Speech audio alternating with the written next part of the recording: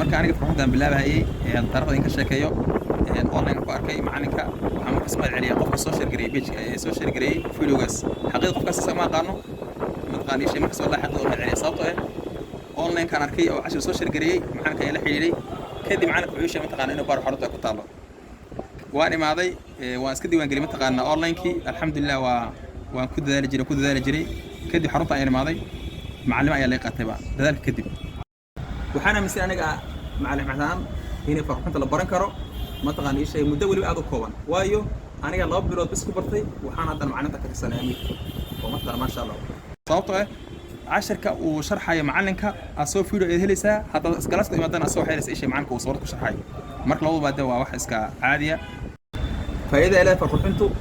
waxaa ka mid ah inuu qofka ardayga inay tajiis fiicnaato waayo farxantu xogtiin inay tahay muraayada aqoonta qof meesha laga fiiriyo qofka aqoon kasta uu leeyahay hadduu wuxuu qorayo ama buug uu wato wuxuu laga akhri karin waxay u dhigtaa sax macnaheedu waxay tahay inuu qofkaas waxba uusan aqoonin marka waxa wanaagsan inaad qofka iska bedesho maadaama muddo kooban tahay